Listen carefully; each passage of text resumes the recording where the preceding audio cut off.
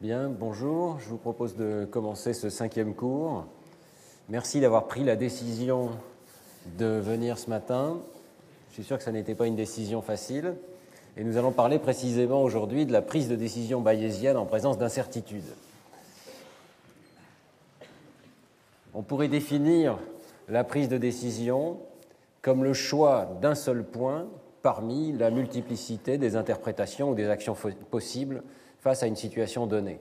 Et cette définition très générale, la sélection d'un point unique dans un espace de possibilités, est volontairement très générale pour incorporer le fait que nous pouvons parler de décision perceptive.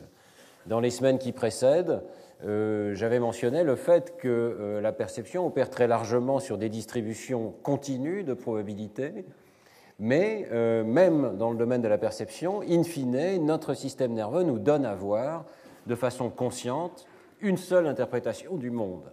Et bien qu'il y ait à chaque fois une infinité d'interprétations possibles pour la moindre scène, ou même pour un percept extrêmement appauvri, tel qu'on peut le recevoir dans des conditions des illusions visuelles. Donc nous avons vu qu'un certain nombre d'illusions visuelles dans lesquelles les interprétations étaient multiples. Par exemple, ici, vous pouvez percevoir un mouvement horizontal ou un mouvement vertical, ou bien, dans le cas de la danseuse, vous pouvez l'apercevoir comme tournant dans le sens des aiguilles d'une montre ou dans le sens inverse, eh bien, ou encore d'autres possibilités que vous pouvez découvrir en la regardant pendant longtemps. Eh bien, in fine, à un instant donné, notre système nerveux nous donne à voir une seule interprétation. Il décide, en quelque sorte, d'une interprétation qui est peut-être la plus probable. Et en fait, nous avions vu que il existe une fluctuation de ces interprétations en fonction du temps et qu'on peut également demander à une personne plusieurs réponses successives aux mêmes questions, y compris des questions qui ne sont plus perceptives, mais des questions qui sont cognitives, je vais y revenir dans un instant, et on pouvait voir à ce moment-là que le système nerveux est capable de donner plusieurs réponses au fil du temps. Donc, cela suggère que le système nerveux a réellement calculé l'ensemble des distributions de probabilités. Et nous avons vu que cela se fait dans l'expérience de Pouget, par exemple, selon des règles qui sont effectivement bayésiennes. Donc on peut parler d'une sorte d'échantillonnage de la distribution. Et on va effectivement conserver cette idée que la prise de décision consiste à choisir un échantillon après avoir calculé la distribution des possibles. Et dans la deuxième partie de ce cours, nous verrons qu'il faut ajouter à la théorie bayésienne un concept qui est extrêmement important, qui est celui de concept de fonction de gain. C'est-à-dire que le système nerveux doit non seulement calculer les probabilités, mais doit avoir une fonction de valeur associée aux différents états possibles et doit essayer d'optimiser, et le fait effectivement, essaye d'optimiser les gains associés aux décisions qu'il prend. Voilà, donc je vais commencer dans ce cours, dans la première moitié de ce cours, par parler de la situation perceptive, et puis on viendra à la situation de la décision pour l'action. Dans le cas de la perception, je voudrais vous rappeler effectivement que beaucoup de situations expérimentales ont confirmé l'idée qu'il y a des aspects continus, mais aussi des aspects discrets dans la perception. Et dans cette image que m'a prêtée Kevin O'Regan, je ne sais pas si vous voyez, l'image clignote, mais en réalité, il y a un changement très important de l'image. C'est ce qu'on appelle change blindness, la cécité au changement, puisque ça n'est pas évident qu'il y ait un changement dans cette image. J'ai l'impression que c'est la même qui se répète. Peut-être qu'à un instant donné, vous allez soudainement percevoir qu'il y a un changement majeur dans un aspect de cette image. Je m'en étais servi pour ma leçon inaugurale, alors ceux qui s'en souviennent l'ont peut-être déjà trouvé. Est-ce que vous avez vu où se trouve le changement? Oui, non. Il y a encore beaucoup qui disent non. Alors, je vous laisse le plaisir de découvrir parce qu'à un moment donné, votre cerveau va avoir un changement dans un état discret et vous allez découvrir le changement de l'image. Bon, je pense qu'il est temps peut-être de vous dire que ça se situe tout près du visage de la personne. Peut-être vous avez eu le sentiment, avec une force faible, si je puis dire, un faible sentiment qu'il se passe quelque chose autour du visage de la personne. Bon, en réalité, vous voyez qu'il y a une montagne entière là, qui disparaît ou qui apparaît. Je pense que vous l'avez vu maintenant. Et il y a effectivement, dans cette situation de change blindness, un caractère discret, tout ou rien, de la perception. Il y a un moment bien précis où on a le sentiment de percevoir cet objet. Ce caractère tout ou rien de la perception, nous l'avons beaucoup étudié au laboratoire, en particulier avec Claire Sergent, qui a fait sa thèse sur ce sujet, et montré qu'il existe effectivement un caractère objectif à ces changements subjectifs tout ou rien, notamment dans la situation qu'on appelle le clignement attentionnel. J'en avais parlé dans le cours il y a 2 ans sur la conscience, je vous le rappelle brièvement. Dans cette situation, on présente toute une chaîne d'événements successifs qui sont des chaînes de caractères ici, et il y a un mot, ici c'est le mot 5, qui est présenté, mais avant ce mot, le sujet va devoir faire une tâche qui est que s'il voit apparaître des chaînes XOOX ou OXXO, il va devoir en conserver l'identité. À la fin d'un essai, il rapporte s'il a vu le mot ou pas, donc le mot était-il présent ou pas, et il rapporte quelle était l'identité de la chaîne qui était présentée en premier. Le fait de le distraire temporairement en lui demandant l'identité de cette chaîne va l'empêcher, à certains essais, de voir le mot. Et la nouveauté expérimentale dans le travail de Claire Sergent avait consisté à utiliser un curseur de manière à rapporter de façon la plus continue possible les degrés de perception du mot caché. Et en dépit de cette échelle continue de rapport subjectif, eh bien Claire Sergent avait pu montrer qu'il existe un phénomène de clignement attentionnel tout ou rien, similaire à celui que vous venez d'expérimenter pour le change blindness, pour la cécité au changement. Vous voyez ici la distribution des rapports de visibilité subjective, donc ce sont les positions du curseur qu'ont utilisé les sujets pour dire pas vu, tout vu ou n'importe quelle position intermédiaire.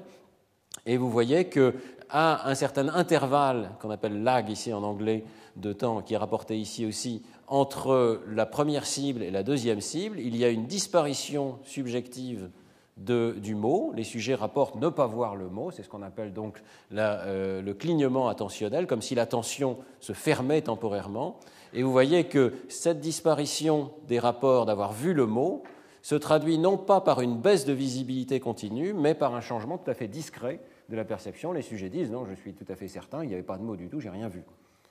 Il n'y a pas de transition continue dans cette situation.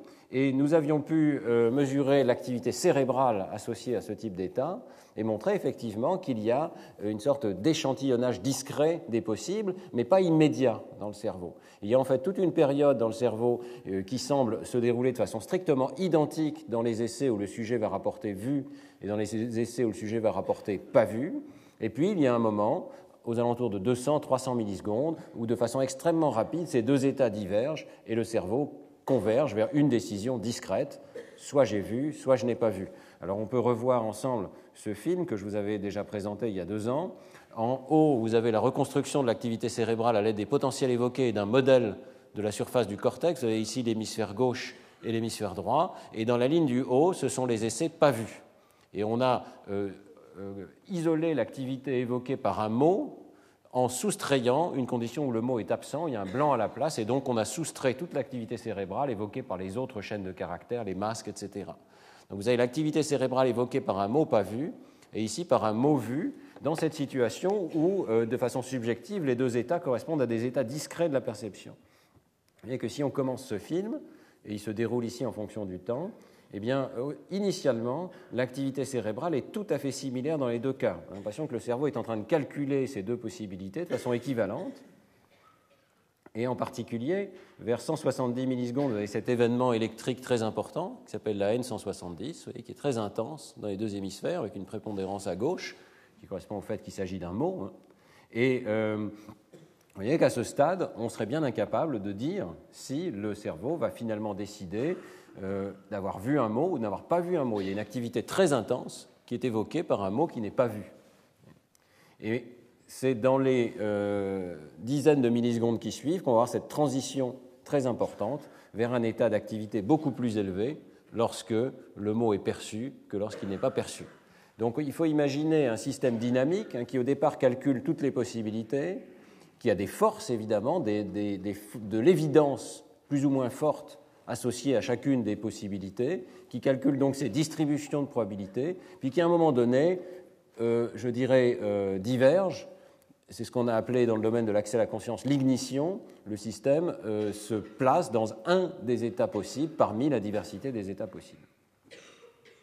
Alors, cette notion donc d'une coexistence dans le cerveau d'états continus et d'états discrets vient d'être renforcée tout récemment par un article qui vient de paraître sous la plume d'Ali et Yonlinas dans la revue PLOS ONE. Je voudrais vous parler de ces résultats qui me paraissent importants, puisqu'ils suggèrent qu'en fait, il y a toujours coexistence de ces états continus et de ces états discrets dans la perception. Le travail d'Ali et Ioannina s'est inspiré en réalité d'études de la mémoire épisodique qui suggèrent que, depuis maintenant une vingtaine d'années, que les traces de mémoire varient continuellement dans leur force, mais que certaines, lors de l'accès à la mémoire, sont également associées à un état mental discret. Donc, je ne vais pas m'étendre là-dessus, mais vous savez sans doute que dans le domaine d'études de la mémoire, on distingue deux types de jugements, les jugements de familiarité, qui sont des jugements continus dans lesquels on peut avoir un sentiment de familiarité, et cette deuxième capacité qui est la capacité de se souvenir précisément des détails de la mémoire, notamment du quand, du où, du contenu exact de la mémoire. Alors, les auteurs ici suggèrent qu'exactement de la même manière, dans le domaine du jugement perceptif, il y a également deux types de signaux qui coexistent à chaque instant. Un signal quantitatif, analogique, qui est fondé sur une mesure globale de la similarité de ce qu'on perçoit avec nos objets de mémoire, donc ce qu'ils appellent la force, strength en anglais. Et puis un deuxième signal qui est qualitatif, qui est discret, qui amène une information précise et de haute résolution à la conscience. C'est ce qu'ils appellent l'état de perception. Donc il y a la force versus l'état de connaissance. Alors comment prouver qu'il existe effectivement des changements d'état discrets dans la perception ? C'est une chose qui est extrêmement controversée dans le domaine de la perception. Il faut savoir que, comme je vous l'ai décrit d'ailleurs dans les cours précédents, les études de la perception visuelle en particulier sont dominées par la perspective psychophysique, qui est elle-même dominée par la théorie de la détection du signal et qui suggère que tous les phénomènes sont continus, que c'est une illusion de parler de changement d'état de conscience discret, qu'on peut tout ramener à des distributions d'activités gaussiennes et qui sont plus ou moins distinguées selon leur force. Et évidemment, Ali et Ioannina repartent de cette théorie de la détection du signal, donc ils suggèrent effectivement que suivant les essais, on peut avoir des forces plus ou moins grandes de la perception. Ici, au centre, donc, vous reconnaissez exactement la théorie classique de la détection du signal, mais ils suggèrent qu'en plus, il peut y avoir des évidences beaucoup plus fortes, essentiellement discrètes, en faveur d'un état A ou d'un état B. Et ils vont considérer qu'à un essai donné, on peut avoir soit un échantillon d'une distribution avec une force continue, soit des échantillons essentiellement discrets. Vous reconnaissez ici sur cet axe la notion d'évidence, et je vous rappelle que dans le premier cours, on avait défini précisément cette notion, elle a un sens précis dans le contexte bayésien, comme étant le logarithme de la probabilité qu'un événement survienne, divisé par 1 moins cette probabilité. Donc c'est vraiment une force d'évidence statistique en faveur d'avoir perçu A ou d'avoir perçu B. Et ce que prétendent Ali et Ioannina, c'est que dans la perception, il y a aussi des événements discrets, comme peut-être vous venez d'en faire l'expérience dans cette situation de change blindness. Alors, ça fait des prédictions extrêmement précises, ça va être une sorte de nouvelle version de la théorie de la détection du signal, mais fondée sur l'idée que les distributions du signal ou de l'absence de signal ne sont pas des gaussiennes, mais comprennent également cet élément discret. Et donc, à mesure que vous allez déplacer un critère de décision qui va essayer de séparer ces deux distributions, eh bien, vous allez voir que non seulement on retrouve effectivement un changement continu de ce qu'on appelle la courbe ROC, vous savez, qui distingue les fausses alarmes des essais où le sujet réussit à détecter le signal 1, mais donc vous avez ces changements continus qui sont tout à fait typiques de la théorie de la détection du signal.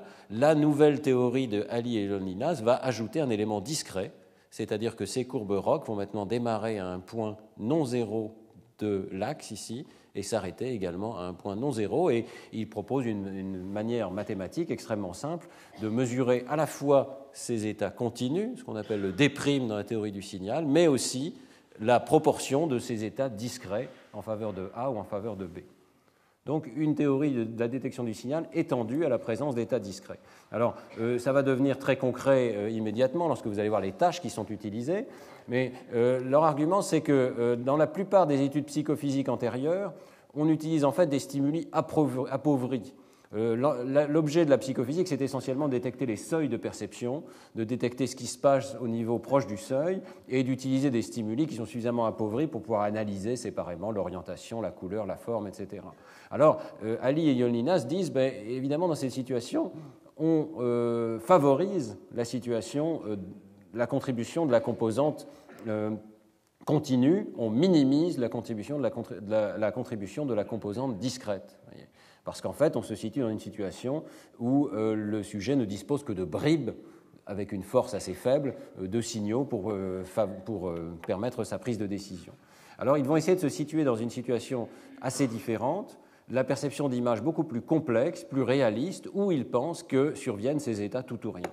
Et la tâche qu'ils demandent au sujet de faire, c'est de réaliser un jugement pareil ou différent avec des images relativement simples ou relativement complexes. Donc voilà des exemples. Il faut lire l'article pour voir qu'en fait, il réalise une série d'expériences, il y en a 7 ou 8 qui toutes sont très convergentes. Donc voilà, par exemple, ici une image, vous avez un délai, puis une deuxième image apparaît. Vous devez juger si ces images sont identiques ou différentes, très proches de l'image que je vais montrer tout à l'heure. Et le jugement ici va se faire d'une manière avec une échelle de confiance ici, donc vous pouvez répondre « je suis sûr que ce sont les mêmes », « je suis sûr qu'elles sont différentes », ou bien j'utilise ces états intermédiaires. Ces états intermédiaires vont permettre de calculer cette fameuse courbe ROC, c'est-à-dire de juger quel est le pourcentage de fausses alarmes et le pourcentage de hits, le pourcentage de réussite, à chacun des niveaux de confiance ici. Alors, Iolinas et Ali pensent que dans cette situation ici, il va y avoir une certaine fraction d'états discrets, c'est-à-dire qu'il va y avoir un certain nombre d'essais où le sujet voit avec certitude une différence bien particulière qui lui permet de juger que ces images sont différentes.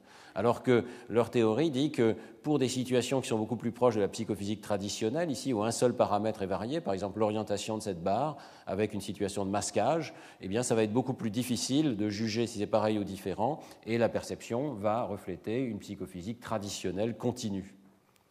Alors ils étudient toutes sortes de situations, et ici c'est simultané, ici c'est séquentiel, ici c'est simultané à nouveau, mais avec des images complexes. Et finalement, la découverte qui est intéressante, c'est que les courbes ROC de la psychophysique traditionnelle, on peut effectivement les répliquer avec des stimuli tout à fait simples. Donc ce que ça veut dire ici, c'est que la courbe s'écarte de la diagonale, ça veut dire que, en fonction des différents niveaux de confiance, vous avez une montée plus rapide des essais corrects, où le sujet répond c'est pareil alors que c'était effectivement pareil, que des essais manqués ici, où le sujet répond pareil alors que c'était différent. Et donc ici, il s'agit de fausses alarmes, ici, il s'agit de réussite. Les uns montent plus vite que les autres, la courbe s'écarte de la diagonale, il y a donc une réussite objective à ce test, le sujet fait mieux que le hasard. C'est ça que ça veut dire lorsque la courbe s'écarte de la diagonale. Mais vous voyez que la courbe trace exactement le genre de fonction continue et courbée ici qui dérive de la psychophysique traditionnelle, de l'idée que les distributions sous-jacentes sont gaussiennes. Par contre, dès qu'on travaille avec des stimuli complexes, vous voyez que la courbe s'écarte. Elle a bien sûr une composante courbée ici, mais elle a une intersection discrète, ce qui veut dire que le sujet est capable, dans une certaine mesure, d'affirmer avec une quasi-certitude, avec une composante discrète, qu'il y a effectivement une différence dans l'image. Il y a une fraction d'essai où le sujet répond « j'ai vu une différence et je sais et je suis certain qu'il y a une différence dans l'image ». Vous voyez que ça survient pour différentes conditions de présentation, pour des bâtiments, des visages, des fractales, que ce soit séquentiel ou pas. Il y a encore beaucoup d'autres expériences dans l'article et à chaque fois, il est possible d'estimer donc, ces paramètres du jugement continu ou discret et de montrer qu'effectivement, il y a une sorte de décision perceptive discrète qui a été prise par le système nerveux, qu'il y a deux processus qui coexistent puisque ces deux paramètres ici sont non nuls. Alors on voit que le troisième paramètre ici est nul, et ça correspond à quelque chose d'assez particulier, c'est que dans ces expériences, le processus tout ou rien permet d'identifier la différence, mais pas l'identité des images. On n'a pas de signaux tout ou rien pour dire les images sont les mêmes. Vous voyez, on n'a jamais une certitude tout ou rien discrète que les images sont les mêmes.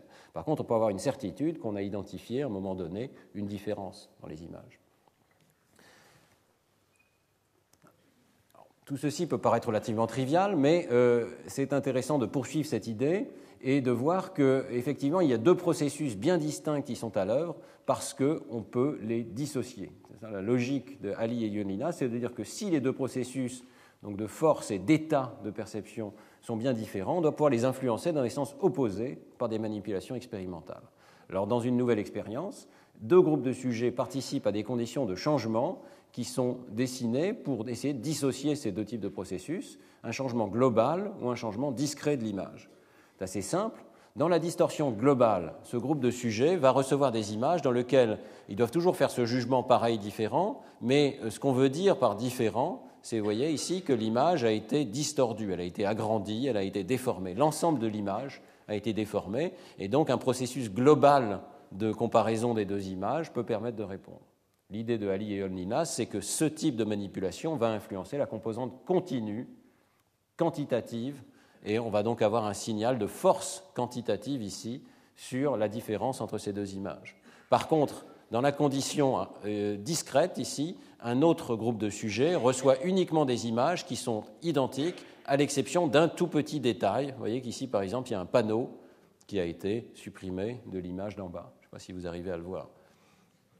Donc, deux types de conditions qui ne sont pas l'une plus difficile que l'autre, elles sont conçues pour être également difficiles en moyenne, mais dans lequel la prédiction est qu'ici, on va affecter un processus continu et ici, un processus discret de perception de l'image. Et les résultats se conforment exactement aux attentes. Il y a une double dissociation. Donc, vous voyez d'abord qu'en moyenne, l'intégrale sous la courbe qui correspond à la réussite de la tâche est la même, donc les tâches sont bien appariées, l'une n'est pas plus difficile que l'autre, mais les deux courbes se croisent. Et donc, en fonction de la confiance, vous avez dans la situation de gauche une courbe strictement de psychophysique traditionnelle, avec cette courbe strictement partant de zéro, arrivant à la diagonale opposée, strictement prédite par l'intégrale des gaussiennes de la théorie psychophysique de détection du signal. Et par contre, dans la situation discrète, vous avez la même chose, plus une intersection discrète ici. Vous voyez que le fit des paramètres conduit à une double dissociation, ce qu'on appelle crossover interaction en psychologie, c'est-à-dire que l'un des paramètres est plus élevé dans une condition et l'autre paramètre est plus élevé dans l'autre condition ici. Donc, on a bien l'évidence qu'il y a deux processus dissociés dans la perception. Il y a un calcul de la force du stimulus en faveur d'une certaine réponse, donc la réponse différente ou la réponse C. Pareil, c'est ce qui est manipulé ici à gauche, mais vous avez aussi un élément discret de la réponse, vous arrivez à une réponse discrète. Pour enfoncer le clou, Ali et Ioannidis regardent la dynamique temporelle de ces processus. Dans l'exemple que je vous ai donné au départ, on a vu que vous pouviez regarder l'image du kayak pendant plusieurs secondes, certains d'entre vous pendant plusieurs minutes, sans voir qu'il y avait de différence dans l'image, et puis d'un seul coup, il y a un processus discret qui se déclenche et vous voyez la différence. Eh bien, cette prise de décision perceptive, on peut effectivement essayer de la mesurer en présentant dans l'expérience d'Ali et Ioannidis les mêmes paires d'images de façon répétée, 10 fois de suite, et à chaque essai, le sujet va dire quelle est sa réponse. Je pense qu'il y a une différence, je pense qu'il n'y en a pas, j'ai un jugement de confiance sur une échelle de 1 à 9. L'idée, évidemment, c'est que le processus de force continue, de jugement, donc de l'évidence continue en faveur d'une différence ou d'une similarité, va évoluer lui-même de façon continue, alors que le processus discret va donner une réponse soudaine, tout ou rien, à un moment précis dans le temps. Et c'est exactement ce que montrent les résultats. Alors, ils sont présentés sous une forme qui est un petit peu nouvelle et intéressante ici. Donc, essentiellement, Ali et Ioannidis répliquent exactement les conditions précédentes. Je vais peut-être juste vous les rappeler. Donc, la condition avec un groupe de sujets qui a une distorsion globale et un groupe de sujets qui a uniquement des images qui diffèrent suivant un détail discret. Et ensuite, il demande au sujet donc de faire 10 réponses successives avec 10 présentations de la même paire d'images. Et c'est ce qu'on voit sur l'axe des X ici. Et vous avez 80 essais avec 80 paires d'images différentes. Et finalement, vous avez 10 sujets. Donc, vous voyez toutes les données ici. Chacune de ces colonnes correspond à un sujet différent. Nous commençons par regarder les sujets appartenant au groupe discret, c'est-à-dire ceux où un changement discret de l'image est survenu. Et la couleur représente la réponse du sujet. Donc, pas sûr est au milieu, ici, dans les couleurs jaune, bleu clair. Et plus le sujet est sûr que c'est différent, plus il répond avec des couleurs rouges, ici, dans cette échelle. Et plus il est sûr de la réponse pareille, plus on va vers les couleurs bleues. Donc regardons par exemple, je ne sais pas, moi, ce sujet-ci, qui est assez caractéristique. Alors les essais ont été triés en fonction de la vitesse avec laquelle le sujet, pour une paire d'images données, a réussi à voir que l'image était différente. Donc tout en bas, vous avez des essais où du premier coup, le sujet voit que c'est différent. Voyez, puis il persiste dans cette réponse 10 fois, évidemment. Vous avez un certain nombre d'essais qui sont plus intéressants, peut-être prenons ceci ici, où le sujet commence par n'avoir absolument aucune idée, et exactement comme prédit par la théorie discrète, soudainement, il se met à répondre différent, avec une confiance parfaite. Donc il change d'état, vous voyez, il y a un changement d'état discret. Vous voyez qu'il y a un certain nombre d'essais où ça ne survient pas, il y en a d'autres où ça survient de façon tardive, mais à chaque fois, ou presque à chaque fois, c'est un changement discret. En fait, ces essais ici sont particulièrement intéressants parce que vous voyez que le sujet part de façon continue dans la mauvaise direction, vers le bleu, c'est-à-dire qu'au fil des essais, il commence à se convaincre qu'il n'y a pas de différence dans l'image, et puis soudainement, tac, il déclenche ce processus discret qui est de dire « j'ai vu une différence dans l'image ». Puis il y a un certain nombre d'essais où ça ne survient pas du tout, et il se trompe, finit par conclure qu'il n'y a probablement pas de différence de l'image. En fait, vous voyez que pour les réponses finales, les images sont différentes, le processus discret se déclenche, avec un moment qui dépend du temps, qui varie beaucoup dans le temps. Par contre, pour les réponses pareilles, vous n'avez que le processus continu, c'est-à-dire que les images vont continuellement vers le bleu, mais pratiquement sans déclencher directement un jugement de haute confiance, ces images sont pareilles. Et c'est le cas également pour les essais où les images sont effectivement pareilles. Dans ce cas-là, vous voyez qu'on va continuellement vers le bleu. Donc un processus discret qui permet d'étiqueter les images qui sont effectivement différentes. Et ce processus discret existe beaucoup moins, ou pas du tout, dans la situation où les images diffèrent d'un facteur global. Donc ici, vous avez des images qui ont changé d'échelle, qui ont changé dans leur distorsion. Eh bien, lorsqu'elles sont effectivement différentes, on peut suivre dans le temps, de la même manière, l'évolution des réponses du sujet. Vous voyez que pour la plupart des sujets, il y a cette fois-ci une transition de couleur extrêmement continue. On passe du jaune au orange au rouge. Ce que ça veut dire, c'est que le sujet progressivement accumule l'évidence vers la réponse différente. Mais il ne change pas d'état en disant soudainement « Ah, je suis certain que ces images sont différentes ». Il a un changement continu de sa représentation mentale. Bon, la plupart d'entre eux ont ça. Vous voyez qu'il y a quand même des essais qui sont un petit peu discrets, mais disons que ce qui est le plus représentatif de cette situation, c'est l'accumulation continue d'évidence. Alors, dernier aspect de ces expériences, les sujets regardent la subjectivité des personnes. Vous savez que dans le domaine de la mémoire, là encore, l'introspection subjective, métacognitive, j'en avais parlé l'an dernier, a donné des résultats intéressants dans le cadre d'un paradigme qu'on appelle « remember, know » en anglais, se souvenir ou savoir. On demande simplement aux personnes, après qu'elles aient répondu à un test de mémoire, à chaque essai, est-ce que vous vous souvenez ou est-ce que c'est juste que vous savez, mais vous ne vous souvenez pas vraiment, mais vous pensez savoir ? Ce souvenir correspond évidemment à cette notion d'un état discret, j'ai tous les détails, je sais où, quand, comment, je sais que je sais, alors que savoir correspond à ces sentiments plus quantitatifs, continus, j'ai l'impression de savoir. Eh bien, exactement de la même manière, ici, les auteurs demandent à chaque essai cette notion d'introspection, est-ce que vous avez réellement perçu la différence, ou bien est-ce que vous avez juste un sentiment de savoir que les images sont différentes ou que les images sont pareilles ? Et ces jugements subjectifs corrèlent extrêmement étroitement avec les paramètres estimés par le modèle de Ali et Ionlina sur une base objective. Donc le paramètre de pourcentage d'estimation de percevoir, ici, issu de la courbe psychophysique traditionnelle, corrèle avec le sentiment subjectif de percevoir, donc cet aspect discret. Chaque point est un sujet, ici, dans des expériences différentes. Et le sentiment de savoir, d'avoir un peu d'information, corrèle avec l'estimation objective fondée sur les courbes psychophysiques du sentiment de savoir, de cet aspect continu. Alors, ce qui est intéressant dans cette expérience, c'est que d'abord, il y a effectivement beaucoup de données qui suggèrent que dans la perception, il existe une coexistence finalement de processus continus et de processus discrets. Il y a un moment particulier de la perception, mais auparavant, il peut y avoir une accumulation continue d'évidence. Mais d'autre part, et je pense que ça c'est un point qui doit nous faire réfléchir, l'idée de Ali et Ionlina, c'est que ces deux processus peuvent être conscients. Nous pouvons avoir conscience évidemment du résultat discret de la perception, ça c'est ce qu'on avait dit aussi avec Claire Sergent dans les travaux sur l'accès à la conscience dans le cas du clignement attentionnel, mais nous avons également dans une certaine mesure conscience, alors conscience partielle, conscience quantitative, du sentiment de savoir, de cette accumulation progressive d'évidence. Et finalement, notre conscience consisterait à la fois en des éléments discrets, mais aussi en des sentiments beaucoup plus continus. Alors, je voudrais revenir brièvement avec ces outils en tête à ce qu'on avait laissé la semaine dernière, c'est-à-dire la notion que cet échantillonnage probabiliste s'applique également à nos inférences cognitives.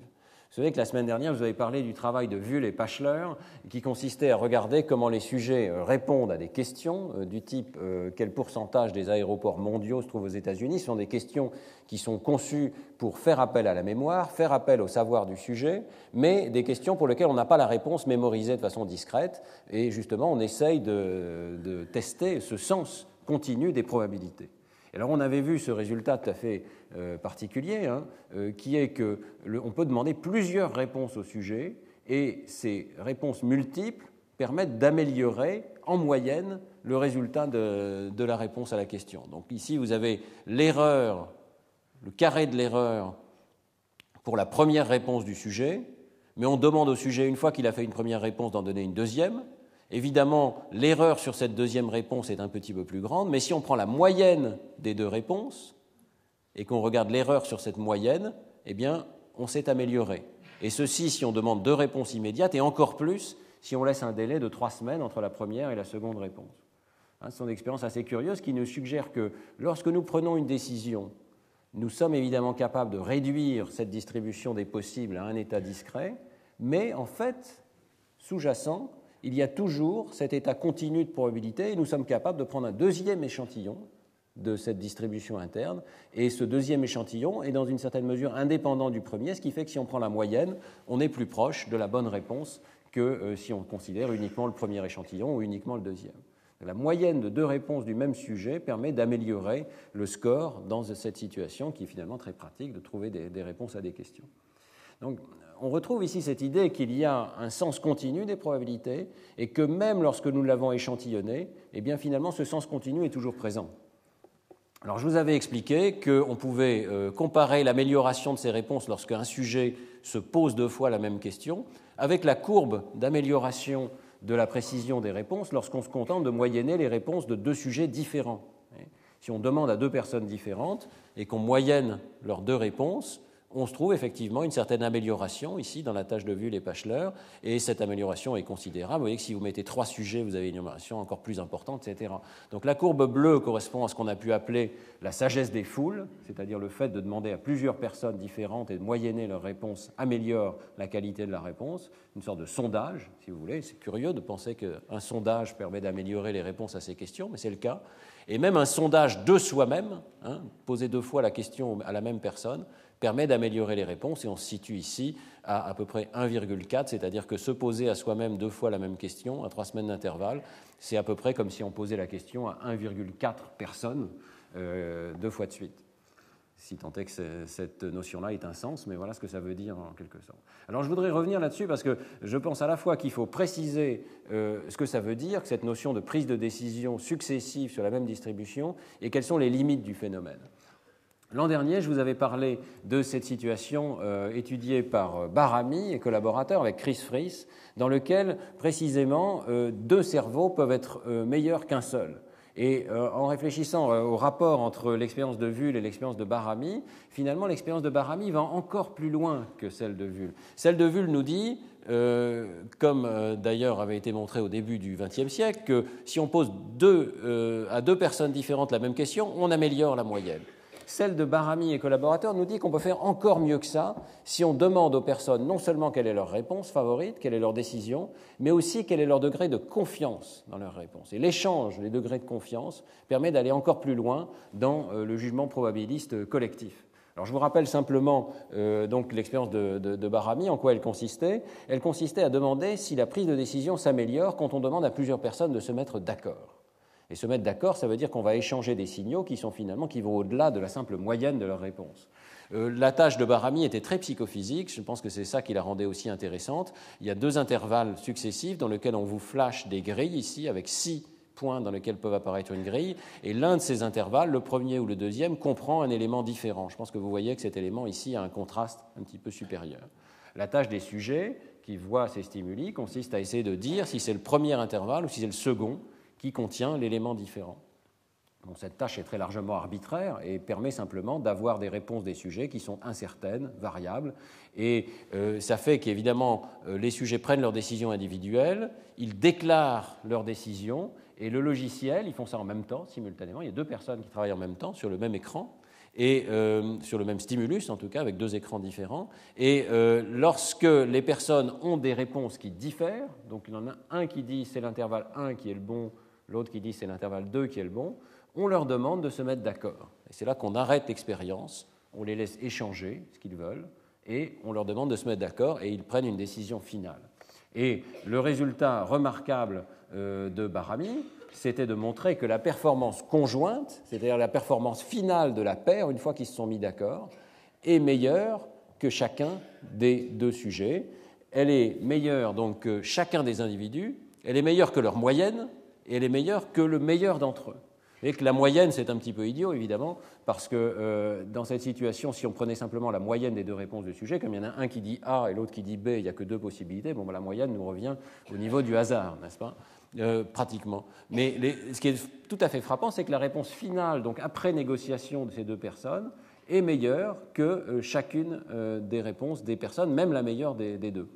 Donc vous voyez, ces courbes ici, c'est une paire particulière. Vous avez un sujet qui n'est pas très sensible et qui a un biais vers la gauche, donc il y a un biais vers l'une des deux réponses. L'autre sujet qui est en rouge, qui est un petit peu plus sensible, ça se voit parce que sa pente est plus raide ici dans cette courbe psychophysique, et il est déplacé vers la droite, il a un biais dans l'autre sens. Et vous avez la performance, une fois qu'ils se sont mis d'accord, et que la performance est à la fois mieux centrée et beaucoup plus raide au centre, ce qui veut dire que le D', la précision des réponses du sujet, est bien meilleure à deux que tout seul. Vous avez ici la même chose sur la moyenne de l'ensemble des sujets. Alors, ce que signifie l'expérience de Baramy, ils ont analysé en grand détail ces résultats et modélisé ces résultats, je vous renvoie au cours de l'an dernier, mais ce que ça signifie, c'est que nous sommes capables de prendre des décisions seuls, évidemment, mais nous sommes aussi capables d'échanger des signaux qui nous permettent d'améliorer nos décisions à plusieurs. Et les décisions à plusieurs peuvent être prises de façon bien meilleure lorsque les sujets échangent leur niveau de confiance dans leurs réponses. Là, il y a un concept intéressant, c'est que pour améliorer les réponses collectives, et probablement, ça n'a pas encore été fait, mais pour améliorer ses propres réponses, il faut réfléchir non seulement à la réponse qu'on va donner, on peut éventuellement moyenner plusieurs réponses comme le font Wülle-Pachler, mais la meilleure d'obtenir une amélioration des réponses, c'est d'échanger des signaux sur la confiance accordée à chacune des réponses. Ce qui se passe dans l'expérience de Baramy, c'est qu'il y a un sujet qui dit « j'ai fait cette réponse », il y a un autre sujet qui dit « j'ai choisi la réponse A », l'autre dit « j'ai choisi la réponse B », mais ensuite, les personnes se mettent d'accord. La première dit « moi j'ai moyennement confiance dans ma réponse », la deuxième dit « moi j'ai très confiance ». Ils échangent jusqu'à ce qu'ils se mettent d'accord, et finalement c'est celui qui a le plus confiance dans la réponse qui va finir par dominer la scène, et c'est ça qui va permettre cette amélioration des réponses.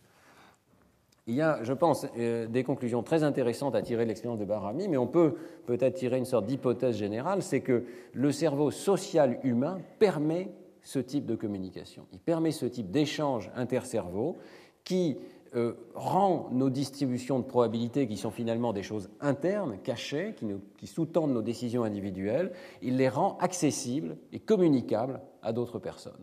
Et c'est ce qui se passe dans l'expérience de Baramy, et on peut parler d'une sorte d'inférence bayésienne collective ici.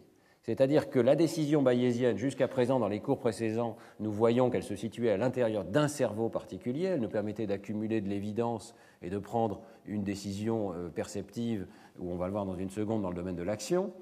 Ici, on se situe à un niveau social, il y a une prise de décision bayésienne sociale, et là encore, on voit que nous sommes capables de combiner des indices sur la base de la confiance que nous pouvons leur accorder, mais cette fois-ci, à travers deux cerveaux différents, éventuellement plusieurs cerveaux différents. Donc je vous soumets cette hypothèse. Il y a peut-être eu une sorte de niche cognitive nouvelle qui a été exploitée par le cerveau humain, peut-être par le cerveau d'autres primates également, mais clairement avec le langage, le cerveau humain atteint des niveaux de communication sociale beaucoup plus élevés. Cette niche cognitive, c'est peut-être celle de calcul bayésien collectif plutôt que de calcul bayésien individuel.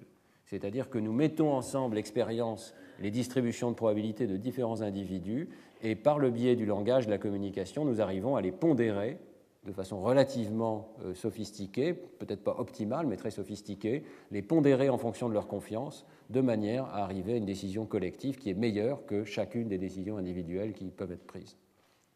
Je trouve que c'est une idée qui mérite d'être poursuivie. Je ne voudrais pas dire d'ailleurs qu'elle est originale non plus totalement. Il y a dans le domaine de l'éthologie, de la prise de décision animale, des idées très similaires. Les décisions collectives de certaines espèces animales ressemblent à des votes avec des prises de décision qui atteignent une optimalité plus grande, en tout cas une qualité plus grande après consultation du groupe que ne le ferait un individu tout seul. Donc c'est certainement une direction, et je dirais une direction évolutive particulière, cette notion d'une prise de décision sociale, collective, qui n'est pas entièrement propre à l'espèce humaine, mais qui est peut-être particulièrement développée ou développée d'une façon particulière dans l'espèce humaine. Alors, quelles en sont les limites? Lorsque nous prenons des décisions, évidemment, nous savons bien que même quand elles sont prises en groupe, elles peuvent être totalement erronées. Ce n'est pas parce que la prise de décision est prise en groupe qu'il faut se leurrer et penser qu'elle va toujours s'améliorer à mesure que le groupe devient plus grand. Et cette courbe de Wühl-Pachler que je vous remontre en un instant, je voulais absolument revenir dessus. Je vous avais laissé la semaine dernière au dernier cours avec cette courbe-là. Je ne voudrais pas vous laisser penser qu'elle est absolument systématique et qu'à chaque fois qu'on va rajouter un individu de plus dans la prise de décision, on va avoir une amélioration systématique des performances, en particulier en réponse à des questions comme ça. Alors, j'ai trouvé, en regardant la littérature, un article, là encore extrêmement récent, 2011, de Lorenz et collaborateurs, qui mine un tout petit peu la confiance que l'on peut avoir dans ce type de prise de décision collective, et les conditions dans lesquelles ils le font sont assez intéressantes et nous montrent les limites de cet effet d'inférence collective. Ils reprennent la méthodologie de Wühl-Pachler et autres. Ils demandent à des groupes de sujets de répondre à des questions pour lesquelles on ne connaît pas la réponse de façon mémorisée, du style, ce sont des sujets qui sont en Suisse, combien de meurtres ont été commis en Suisse en 2006, et autres questions joyeuses. Alors j'étais un peu surpris par la réponse, il semble que la bonne réponse soit 200. Bon. Moi, ça m'a paru un peu beaucoup, mais je ne sais pas. Alors, à certains groupes de sujets, on demande tout simplement de répondre 5 fois de suite sans information supplémentaire. Donc il s'agit de groupes virtuels en quelque sorte, puisque chaque personne est toute seule et doit prendre sa décision 5 fois de suite, et donc donne 5 réponses successives. C'est le groupe contrôle. Les groupes expérimentaux sont plus intéressants. Il y a des groupes de 12 sujets à qui au premier essai on demande une première réponse, et puis avant de donner la deuxième réponse, on partage la moyenne arithmétique des réponses de l'essai précédent. Donc première réponse est faite de façon isolée, et puis la deuxième réponse est faite en tenant compte de la moyenne du groupe. Et puis la troisième réponse est faite en tenant compte de la moyenne du groupe à l'essai 2. La quatrième réponse est prise en tenant compte de la moyenne du groupe à l'essai 3, etc. Donc on a une information sur ce que pensent les autres. Vous constatez que ce n'est pas une information tout à fait du même style que celle de Barami, c'est-à-dire que ce n'est pas une information sur la confiance, c'est une information sur la moyenne. Troisième groupe de sujets.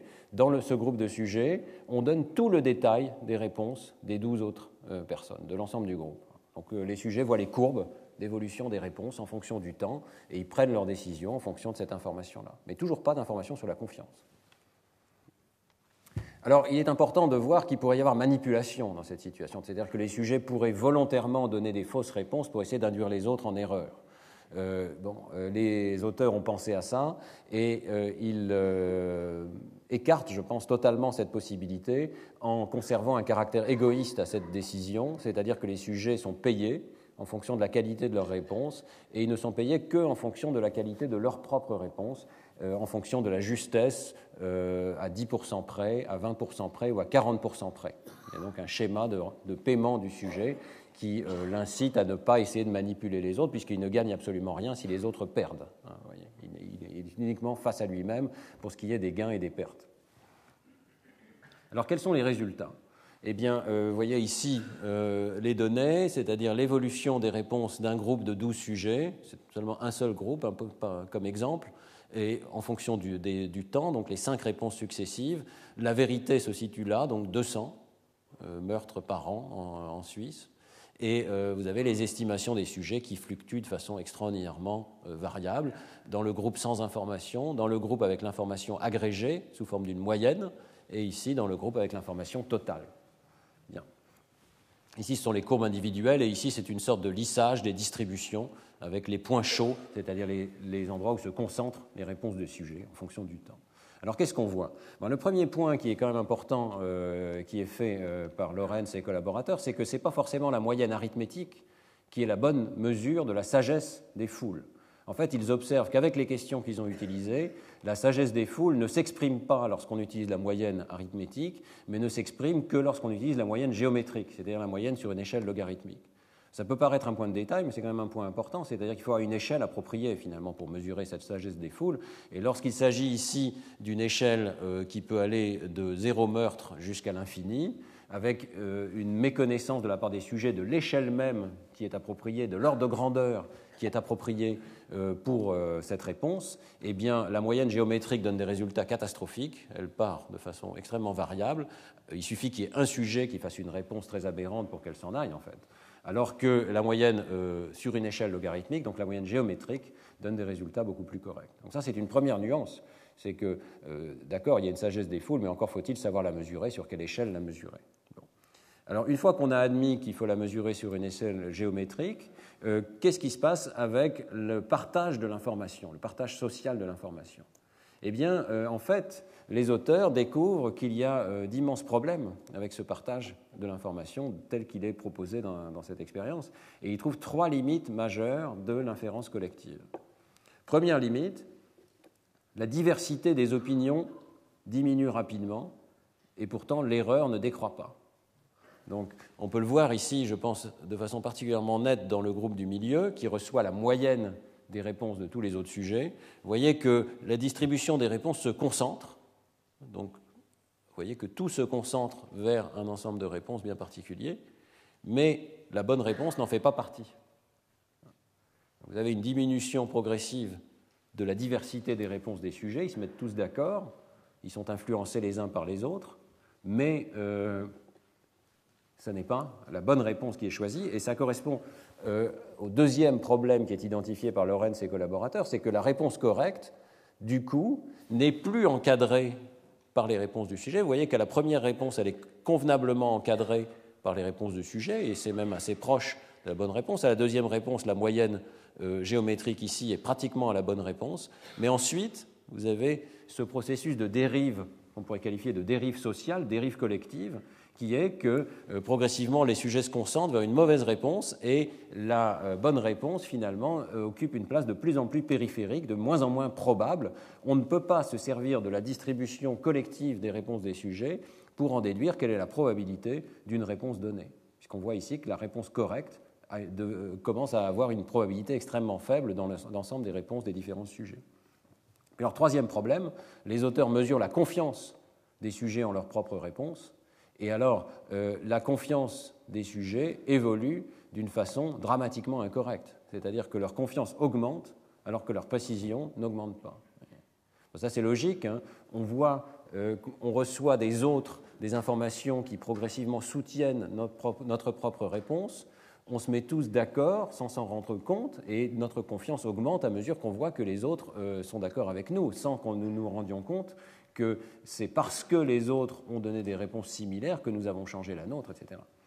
Donc, vous voyez, une augmentation progressive de la confiance dans cette situation sociale, alors que finalement, ça n'a pas de raison d'être. Donc, je pense qu'on peut tirer quelques conclusions de ces expériences. Mentionner d'abord que l'effet de la sagesse des foules est bien réel. Il y a effectivement, dans des conditions contrôlées, et en particulier l'expérience de Barami, une augmentation de la qualité des réponses lorsqu'il y a la possibilité d'un partage des réponses de plusieurs sujets, et d'autant plus lorsque les sujets sont amenés à discuter, et encore plus lorsqu'ils sont amenés à partager leur niveau de confiance. Cependant, cet effet est soumis à des influences sociales qui en réduisent considérablement l'utilité, et notamment dans cette situation ici, où la confiance n'est pas l'objet primaire qui est partagé par les sujets, mais simplement la réponse elle-même, la moyenne des réponses elles-mêmes.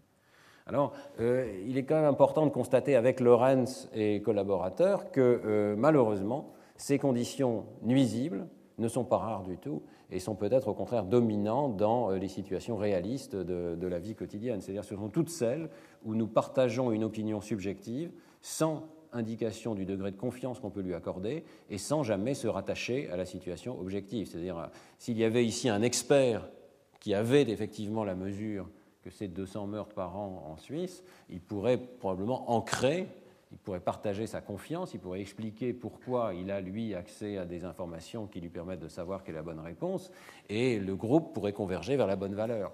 Mais en l'absence d'experts, en l'absence de partage de la confiance que peuvent avoir les sujets dans leurs propres réponses, eh bien on assiste ici à une sorte de dérive sociale avec tous les problèmes qui sont listés par Lorenz et collaborateurs. Voilà. Donc je conclus sur ce chapitre de la prise de décision collective, mais qui me paraissait important. Nous avons donc accès à des informations individuelles. Ces informations sont à la fois continues, mais on peut en prendre des échantillons discrets. Nous pouvons les partager, c'est utile de les partager, mais avec les limites d'un partage qui demande absolument de prendre en compte la confiance qu'on a dans nos propres réponses. Alors on peut se demander pourquoi notre cerveau échantillonne ainsi. Ça n'est pas complètement évident qu'il doive y avoir une logique d'échantillonnage des réponses dans le contexte de la théorie bayésienne. En fait, l'échantillonnage n'est pas nécessairement la meilleure solution. D'abord, il pourrait être adapté de véhiculer la distribution entière de probabilités. On a vu d'ailleurs dans le contexte social que ça peut être utile de partager non seulement la moyenne, mais aussi l'écart type, donc la confiance qu'on peut avoir dans nos réponses. Il peut être aussi utile de choisir la solution la plus probable, c'est-à-dire le pic de la distribution, et non pas simplement d'en choisir des échantillons. Alors, pourquoi échantillonner ? Il peut y avoir plusieurs hypothèses, elles ne sont pas nécessairement incompatibles entre elles, et je vais examiner plus en détail l'une d'entre elles. Il y a une hypothèse qui est intéressante, on y reviendra, je pense, la semaine prochaine, c'est que l'échantillonnage provient du mécanisme même par lequel nous approximons la théorie bayésienne. Il se pourrait que l'échantillonnage soit la seule manière de faire le calcul, entre guillemets. Les calculs bayésiens, ceux d'entre vous qui sont un peu mathématiciens le savent, sont des calculs d'une extrême complexité. Dès que l'espace des possibles a une certaine dimension, l'espace des points à considérer devient extrêmement grand, et alors les solutions d'échantillonnage de type Monte-Carlo, dans lequel on tire des échantillons des distributions, peuvent être la seule manière efficace de réaliser le calcul. Et il est possible que le système nerveux ait convergé vers une solution d'échantillonnage simplement parce que c'est une manière efficace de réaliser ces calculs bayésiens. Mais ça voudrait dire que les distributions ne sont pas réellement représentées dans le cerveau, mais qu'elles sont en fait utilisées pour tirer des échantillons, d'une façon qui soit implicite. Il y a une deuxième possibilité qui est intéressante, qui est que le système nerveux est capable de représenter des distributions. Et nous verrons la semaine prochaine qu'au niveau neuronal, il y a de l'évidence que certaines populations de neurones semblent effectivement coder pour des distributions de probabilité.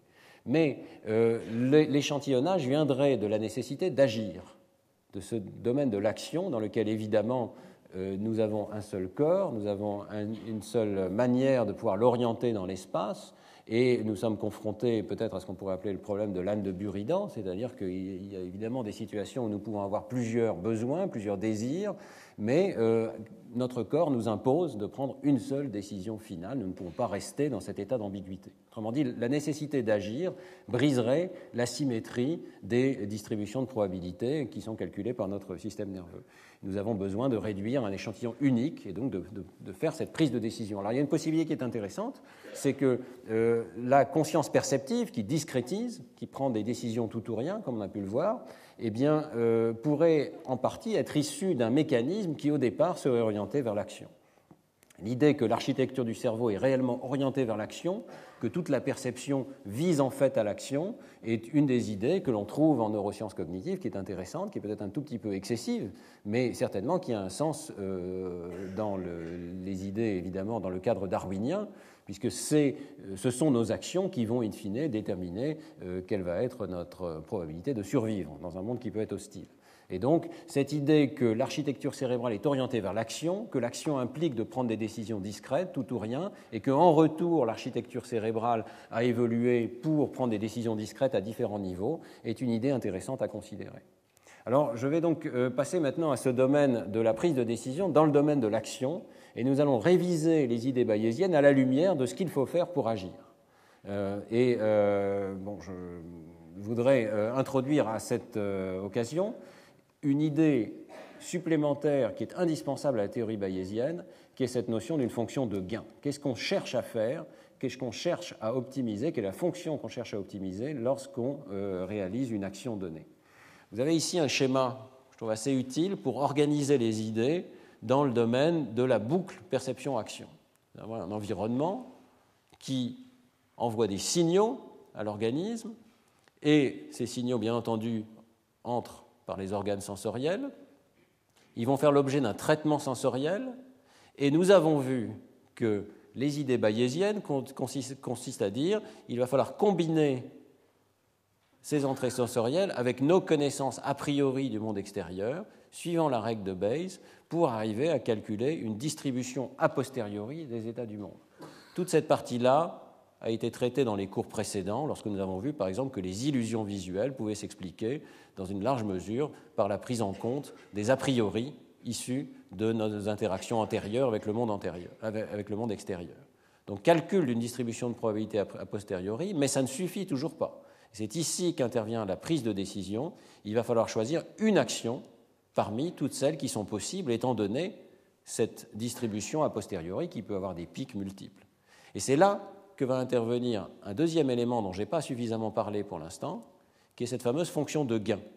On ne peut pas considérer juste les probabilités du monde extérieur, il faut aussi considérer quelles vont être les conséquences de ces choix, étant donné les probabilités dans le monde extérieur, mais aussi la fonction de valeur que l'on peut assigner à chacune de ces décisions.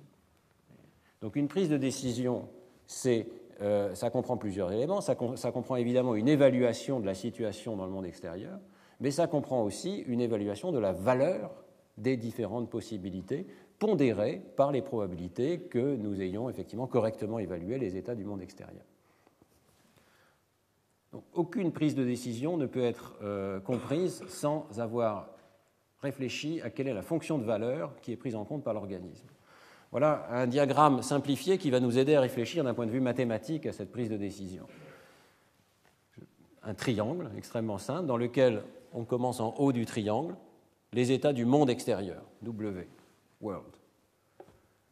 Chaque état du monde extérieur se traduit avec une certaine fonction de probabilité par des états sensoriels que l'on peut noter X ici. Une fonction de vraisemblance qui nous dit quelle est la probabilité d'observer un état sensoriel X étant donné l'état du monde extérieur. Le monde extérieur n'est pas limpide, et il y a donc une distribution de probabilité associée à ces sensations. Le problème de la décision est figuré ici. Il s'agit de trouver l'action A en fonction des entrées sensorielles que nous avons reçues X. Évidemment, dans la chaîne qui lie X avec A et qui crée cette fonction D ici, il peut y avoir toute une série d'étapes consécutives qui ne sont pas détaillées, mais qui vont se traduire par le choix d'une fonction de décision D.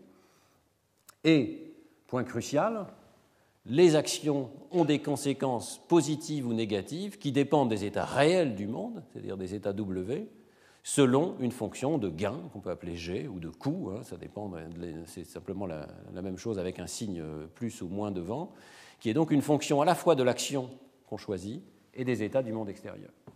C'est facile à comprendre. Le monde extérieur comprend des opportunités d'agir. Nous devons essayer d'agir en fonction de ces opportunités, peut-être aller cueillir un fruit sur telle branche ou sur telle autre, mais nous percevons les états du monde extérieur à travers un filtre qui est celui de nos organes sensoriels, et donc nous devons prendre les décisions en fonction de ce que nous recevons, nos états sensoriels, et non pas en fonction directement des états du monde. Alors comment allons-nous faire ? Eh bien, nous allons essayer de choisir l'action A fonction de X qui maximise l'espérance du gain. Et donc, dans la théorie bayésienne, dans la théorie d'une prise de décision optimale, on va essayer de trouver la décision D qui maximise cette espérance ici du gain. Donc, le gain, étant donné qu'on a choisi l'action D de X, que l'état du monde est W, pour tous les états du monde W, à travers toutes les sensations que nous avons pu recevoir. Alors, prenons un exemple très simple. D'ailleurs, on peut faire découler de cette idée toute la théorie de la détection du signal. Je vais peut-être passer un petit peu vite ici. Vous retrouverez les diapos sur le site du collège, mais c'est un exemple intéressant qui nous est détaillé dans un article de Maloney et Sang en 2010, qui montre à quel point on commence maintenant à intégrer tous ces éléments des neurosciences cognitives en une théorie cohérente. Donc, dans la théorie classique de la détection du signal, il n'y a que deux états du monde possibles, soit le signal est présent, soit le signal n'est pas présent. Si le signal est présent, il y a une certaine distribution des sensations X, suivant une gaussienne ici. Si le signal n'est pas présent, S bar, il y a une deuxième distribution, et l'écart entre ces deux distributions correspond au D'. Donc voilà, toute la théorie est résumée là. Il y a une fonction de gain qui est que si le signal est S et que je réponds S, je gagne. Si le signal n'est pas présent et que je réponds il n'est pas présent, je gagne, et je perds partout ailleurs. Donc voilà une matrice de gain. Une fois qu'on a défini la matrice de gain, les états du monde et la probabilité qui lie les sensations aux états du monde extérieur, on a défini l'ensemble du problème et on peut le résoudre de façon optimale. Alors Maloney et collaborateurs montrent comment le résoudre de façon optimale. Je pense que je ne vais pas rentrer dans le détail, mais on peut montrer effectivement que toute la théorie classique de la détection du signal découle de cette théorie bayésienne finalement et d'optimisation du gain. On retrouve la règle de décision, le fait que les règles vont se situer sur une courbe dans cet espace qui est essentiellement équivalent aux courbes ROC traditionnelles. Et on sait exactement, dans la théorie bayésienne, comment prendre en compte les probabilités du monde extérieur. Si un état W est plus probable qu'un autre, alors on va pouvoir changer cette intégrale pour maximiser cette fois-ci l'espérance du gain étant donné les probabilités connues des états du monde extérieur. Et cette équation va conduire au choix d'une règle particulière parmi l'ensemble des règles possibles, donc au choix d'un critère de réponse dans le cadre de la théorie de la détection du signal. Et on peut expliquer pourquoi les sujets changent leurs décisions en fonction des probabilités et en fonction des gains qui leur sont assignés. Un changement du gain va se traduire par un changement similaire à celui des probabilités dans le monde extérieur.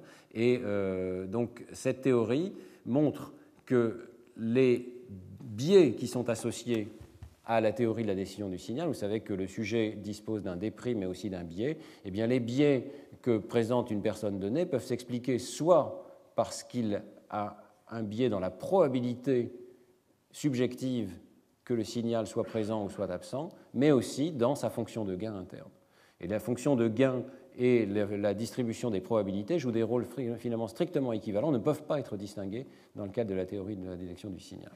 Bon, je m'excuse de passer un tout petit peu vite, je voudrais immédiatement vous ramener à des expériences concrètes qui nous montrent que le système nerveux... Alors d'abord, dans cette condition de la théorie de la détection du signal, cette théorie a été vérifiée au fil des années des milliers de fois.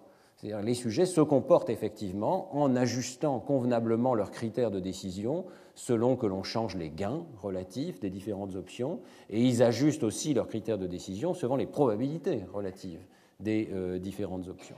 Donc le fait que les décisions des sujets se promènent sur une courbe du type de la théorie de la décision du signal est tout à fait validé par de très nombreuses expériences, et on l'a vu en fait au début de ce cours. Mais on voit dans des expériences plus récentes que les sujets prennent en compte la fonction de gain de manière encore plus subtile. J'ai trouvé certaines expériences tout à fait remarquables. Par exemple, il y a des expériences de Trommershauser récemment qui montrent comment les sujets, dans un contexte de prise de décision très rapide, quelle action faire, comment pointer vers une cible, eh bien, les sujets utilisent une fonction de gain qui leur est proposée et modifient leur réponse en fonction de cette fonction de gain. Donc, il s'agit ici d'une tâche très simple, vous allez comprendre. On vous donne un cercle vert sur un écran d'ordinateur et vous devez, le plus rapidement possible, aller le toucher. C'est aussi simple que ça. Vous faites un mouvement rapide et donc, évidemment, il y a une certaine probabilité que votre doigt n'aille pas exactement à l'endroit où vous souhaitez qu'il aille.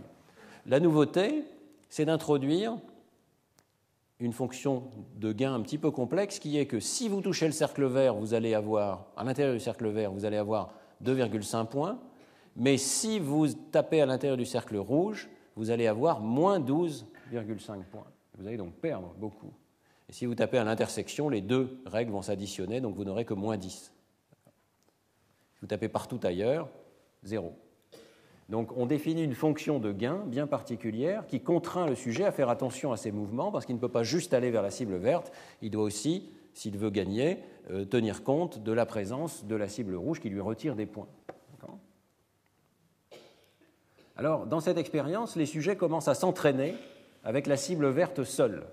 Et l'idée, c'est que cet entraînement leur permet d'estimer la distribution de probabilité de leur réponse. C'est-à-dire qu'ils ne savent pas forcément quelle est leur précision motrice, mais avec ces essais avec cible verte, ils vont pouvoir progressivement estimer leur distribution de probabilité de réponse.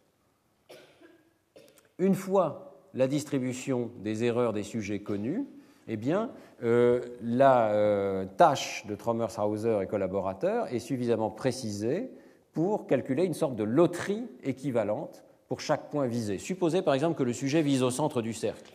Et voilà la distribution de ces réponses possibles. Eh bien, certaines de ces réponses tombent en dehors de tous les cercles et valent 0. Il y en a 0,21%. Certaines de ces réponses tombent dans la bonne partie du cercle et valent 2,5 cents. Il y en a 0,43 ici. J'ai dit c'est effectivement 21%, 43%, etc. Vous voyez qu'on peut calculer quelle est la loterie, en quelque sorte équivalente, si le sujet décide de viser le centre du cercle vert. Elle n'est pas très favorable parce que très souvent, 7% du temps, le sujet va perdre 12,5 cents, 29% du temps, il va perdre 10 cents. Quelle est la loterie équivalente si le sujet vise un petit peu à droite? Évidemment, il va y avoir beaucoup d'essais où il va taper en dehors du cercle, mais il va y avoir aussi beaucoup d'essais favorables, et on peut calculer quelle est la moyenne d'espérance du gain du sujet. Vous voyez qu'ici à droite, les auteurs ont calculé avec ces couleurs noires et blanches quelle est la moyenne d'espérance du gain pour les essais où le sujet vise en différents points de l'espace, et on voit qu'il y a un point optimal, qui est, je crois, le point jaune, où le sujet a le plus d'espérance de gain dans cette situation, étant donné sa propre incertitude sur son propre mouvement. Alors l'expérience consiste à demander au sujet donc de pointer en variant la position du cercle rouge par rapport au cercle vert, et le résultat tout à fait frappant, c'est que les sujets s'adaptent de façon quasi parfaite et instantanée aux contingences de gains et de pertes qui leur sont proposées. Donc vous voyez ici le déplacement optimal calculé sur la base du calcul précédent, c'est-à-dire les surfaces grises et blanches et l'optimum qui est en blanc ici. Donc où se trouve le pointage du sujet par rapport à cet optimum? Vous voyez qu'il y a une corrélation absolument parfaite, le sujet pointe pratiquement à l'endroit optimal pour optimiser ses gains. Et on voit ici, vous voyez toutes les conditions de l'expérience, avec le cercle rouge est parfois très à gauche, parfois il se recouvre un petit peu, un peu plus, parfois il est à droite. Ces conditions de l'expérience sont mélangées. L'évolution des réponses du sujet en fonction du temps dans ces différentes conditions expérimentales. Il n'y a pratiquement pas d'évolution, c'est ça que ce graphe montre. Ça veut dire que dès le départ, le sujet a compris les contingences, la fonction de gain qui lui était proposée, et il est parvenu par un calcul interne, sans donc accumuler plusieurs essais avec renforcement, etc., mais dès le départ, à trouver quelle était la bonne action, celle qui allait lui rapporter le plus. Il a ajusté ses réponses pour optimiser son action. Et c'est quand même tout à fait frappant, parce que ça veut dire que les sujets, d'abord, ont appris leur propre fonction d'incertitude motrice, et dans un deuxième temps, ont pris en compte la fonction de gain qui leur était proposée, et ont combiné les deux d'une façon quasi optimale. Donc on retrouve ici cette notion d'une sorte d'optimalité des calculs moteurs, cette fois-ci, qui sont faits par le sujet. Et je pensais à ces expériences lorsque, au début du cours, je vous avais parlé des travaux de Kahneman et Tversky qui suggéraient que nous n'étions pas de bons statisticiens dans le domaine de la prise de décision sur des problèmes abstraits du monde extérieur. Et ici, sur des problèmes extrêmement concrets, qui sont des problèmes de choix de l'action, on voit que le système nerveux est capable de réaliser une inférence qui est d'une extrême sophistication.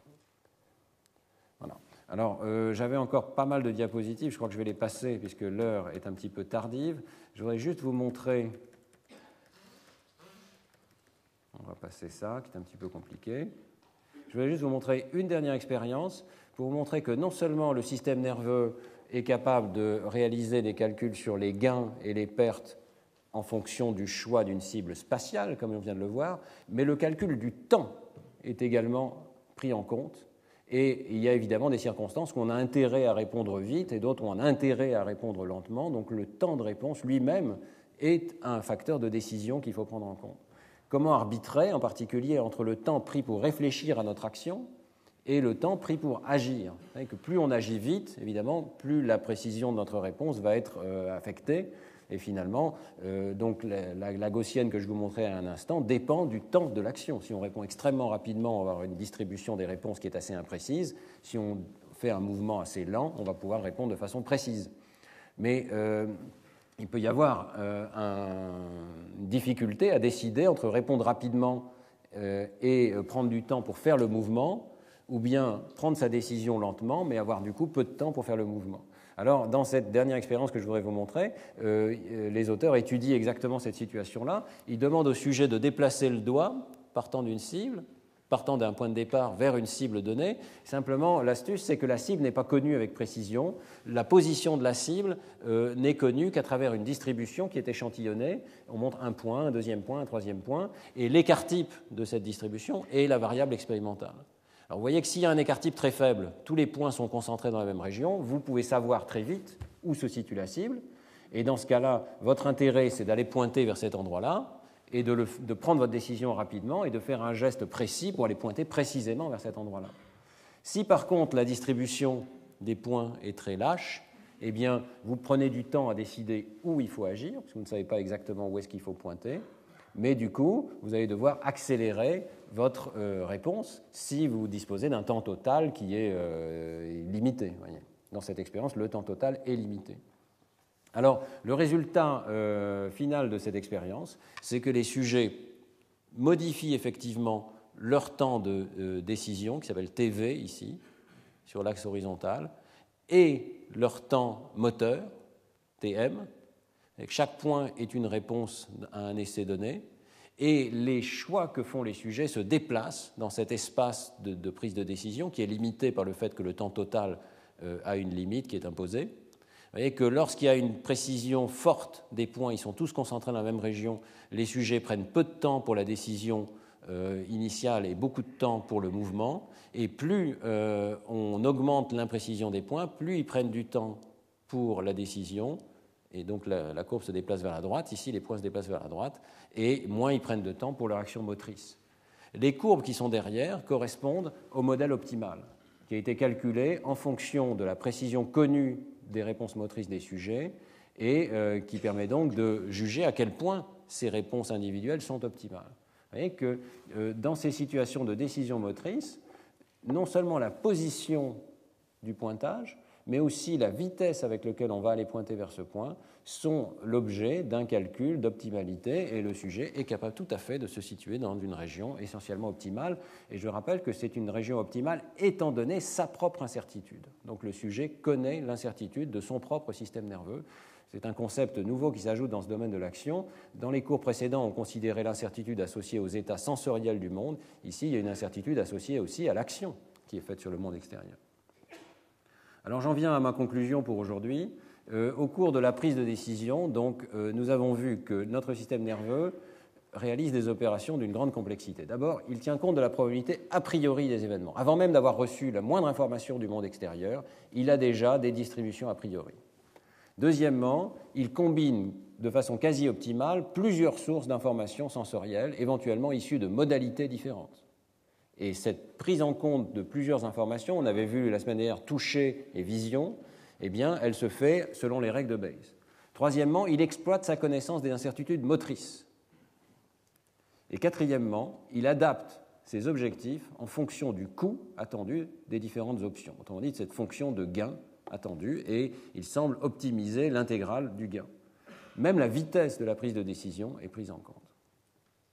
Donc on a un premier niveau de décision bayésienne qui est à l'intérieur d'un individu, à l'intérieur de chacun d'entre nous, et on réalise, je pense, à travers ces 5 premiers cours, la complexité de cette prise de décision par étapes successives qui combinent des distributions de probabilités.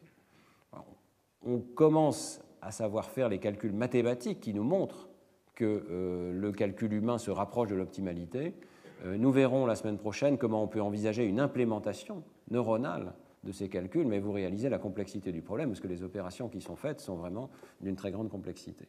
Et alors, on ajoute dans le cours d'aujourd'hui un deuxième niveau, qui est que même après une décision qui est prise en tout ou rien, c'est la définition d'une décision, on a échantillonné, on a choisi un échantillon parmi la distribution des possibles, et que ce soit perceptif, cognitif ou moteur, nous pouvons encore tirer un second échantillon, et il n'est pas distribué complètement au hasard, mais il retombe dans la distribution précédente. Donc on n'a pas perdu la distribution de départ.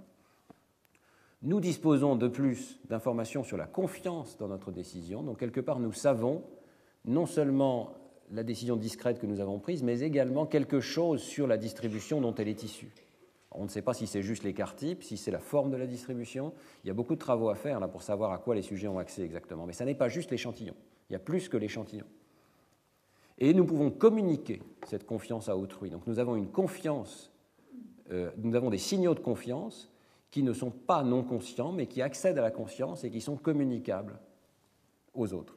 Et nous pouvons exploiter nos propres informations de confiance, mais aussi celles qui sont issues des autres pour prendre des décisions collectives. Alors c'est ce que j'appellerais un second niveau de décision bayésienne, interindividu, peut-être probablement pas propre à l'espèce humaine, mais particulièrement développé dans l'espèce humaine, et qui fait finalement que cette théorie bayésienne se découle à deux niveaux différents, à l'intérieur de chacun d'entre nous et à l'échelle de la prise de décision collective.